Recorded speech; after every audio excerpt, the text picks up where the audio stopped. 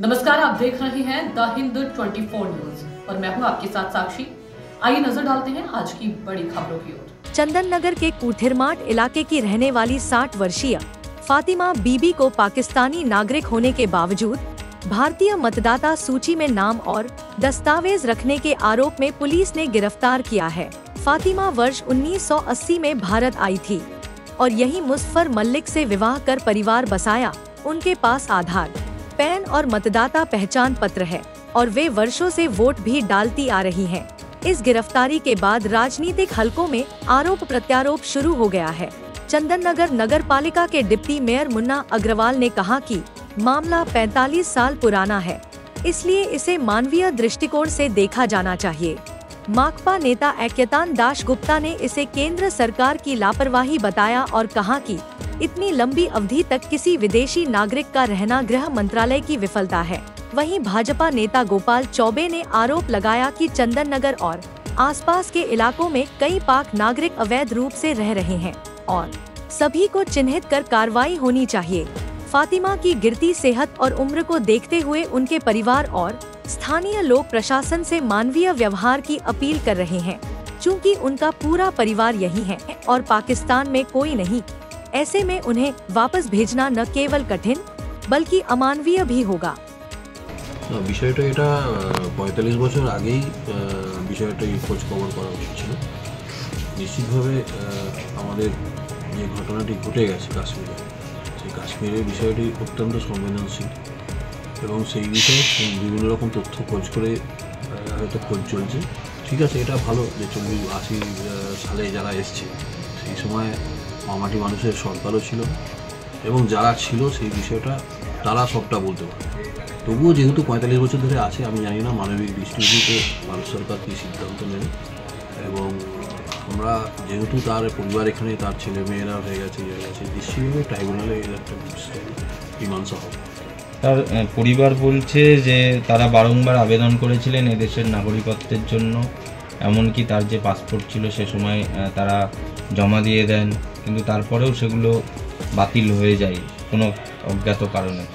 না, বিষয়টি নিশ্চয়ই আমার ভারতীয় আইনের ওপর বিশ্বাস আছে, নিশ্চয়ই তারা বিচার, যেহেতু 45 বছর ধরে আছে এবং তার কোনো রকম অবৈধ কার্যকলাপের সাথে ভদ্রমহিলা যথেষ্ট বয়স্ক আছেন, অসুস্থও আছেন, মানবিক দৃষ্টিভঙ্গিতে বলবেন এই যে মহিলা তাকে 45 বছর পর তাকে জেল কাটতে হচ্ছে, তিনি পাকিস্তানি। আসলে বিষয়টা হচ্ছে সেটা হচ্ছে যে ফাতিমা মল্লিক বলে যে ভদ্রমহিলাকে গতকাল পুলিশ গ্রেফতার করেছে, যিনি 45 বছর আগে জানা যাচ্ছে পাকিস্তান থেকে ট্যুরিস্ট ভিসায় ভারতে এসেছিলেন। তারপরে এখানে তিনি বড় হয়েছেন, এখানে তার সংসার হয়েছে, এখানে তিনি এখন বার্ধক্যের দিকে ক্রমশ চলে গেছে। সমস্যাটা হচ্ছে এটা তো রাজ্যের হাতের কোনো বিষয় নয়।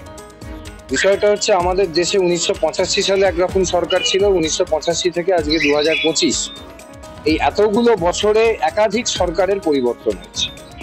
তার মানে এটা স্পষ্ট, যারা আমাদের দেশের সরকার পরিচালনার দায়িত্বে থেকেছেন, আমাদের দেশের যারা স্বরাষ্ট্র দপ্তর হিসেবে যারা কাজ করেছেন, সেই স্বরাষ্ট্র দপ্তরের মানুষজন, স্বরাষ্ট্র দপ্তরের লোকজনেরা, তাদের হচ্ছে এটা একটা বড় কোথাও গাফিলতি থেকে গেছে, যে গাফিলতিটা তারা অস্বীকার করতে পারেন না। সেই গাফিলতিটা হচ্ছে রাজ্যের ঘাড়ে চাপিয়ে দিলে তো হয় না, রাজ্যের উপরে তারা কিছু নোটিফিকেশন দিলে, রাজ্যকে জানালে সেই অনুযায়ী কোনো রাজ্য হচ্ছে কাজ করে। কিন্তু আমাদের দেশের স্বরাষ্ট্র দপ্তর, তারা একজন মানুষ যে ট্যুরিস্ট ভিসায় আসার পরে তার ভিসা এক্সপায়ার করে যাওয়ার পরে এতগুলো বছর সে এখানে রয়ে গেল, এটা হলো কি করে? এর জবাব তো স্বরাষ্ট্র দপ্তর দেবে, এর জবাব তো আমাদের কারোর পক্ষে দেওয়া সম্ভবপর না। এবং দ্বিতীয় বিষয় হচ্ছে সেটা হচ্ছে এই ভদ্রমহিলা এখন দেখুন, কালকে আপনাদের সংবাদ মাধ্যম দিয়ে আমরা সবাই দেখতে পেয়েছি যে চন্দননগর একটা ছোট্ট জায়গা, সেখান থেকে একটা পাকিস্তানি নাগরিক পাওয়া গেছে। এরকম আপনারা যাচাই করলে দেখবেন আজকে উটিবাজার, চাঁদদানি, ভদ্রেশ্বর, বিলকুলি এরকম জায়গা থেকে প্রচুর পাকিস্তান নাগরিক পাওয়া যাবে। আজ এরা এখানে আছে কি করে? আজ এদের দেখবেন, লক্ষ্য করে আপনাদের, এদের প্যান কার্ড হয়ে গেছে, আধার কার্ড হয়ে গেছে, রেশন কার্ড হয়ে গেছে, তারা যথারীতি রেশনও তুলছে। তাহলে প্রশাসন করছে তাকে আজ আমাদের নিজেদের ভাবতে অবাক লাগছে যে আমরা কোন রাজ্যে বাস করছি, কোন রাজ্যে আমরা রয়েছি, যেখানে মুখ্যমন্ত্রী এইসব দেখার বালাই নেই। আজ এক পাকিস্তান নাগরিক সে ইন্ডিয়ান নাগরিকত্ব পেয়ে যাচ্ছে কি করে, তার কি করে রেশন কার্ড হয়ে যাচ্ছে, তার কি করে আধার কার্ড হয়ে যাচ্ছে, তার কি করে প্যান কার্ড হয়ে যাচ্ছে, ভাবতে অবাক লাগছে।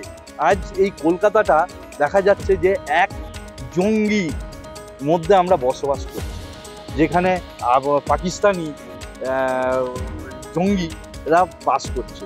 আজ কলকাতা একটা বারুদের মধ্যে রয়েছে, যখন তখন ব্লাস্ট করতে পারে। তাই প্রশাসনের কাছে আমার আবেদন, প্রশাসন ইমিডিয়েট একটা করে চিহ্নিত করে এই পাকিস্তানি নাগরিকদের বার করুক খুঁজে এবং তাদের ইমিডিয়েট গ্রেপ্তার করুক, এটাই আমাদের। বলছেন যে এটা তৃণমূলের আমলে আসছে, এটা 35 বছর ঘটনাটা ঘটেছে, কি বলবো এটা তো খুবই দুঃখজনক ঘটনা। কারণ একজন মানুষ তার প্রায় 60 ওপর তার এজ, ওনার দুজন মেয়ে, সে মেয়েরাও বিবাহিত, দীর্ঘ 45 বছর ধরে উনি গৃহবধূ হিসেবে এখানে বসবাস করছেন। ওনার মধ্যে কোনো অস্বাভাবিকতা আমরা কোনোদিন পাইনি বা লক্ষ্য করিনি, উনি গৃহবধূ হিসেবেই এখানে আছেন। আমরা চাই যদি ওনার কোনো প্রশাসনিক বা অন্য কোনো যদি কিছু গাফলতি থাকে বা হয়ে থাকে, সেখানে মানবিক দিক থেকে প্রশাসন দেখুক এবং ওনার পরিবারের মানুষজন প্রশাসনের সঙ্গে প্রশাসনের যা যা প্রয়োজন সেগুলো সঠিক তথ্য পরিবেশন করে যাতে উনি সমমহিমায় ওনার পরিবারের মধ্যে ফিরে আসেন, সেটাই আমরা চাই এবং এটাই হওয়াটাই স্বাভাবিক।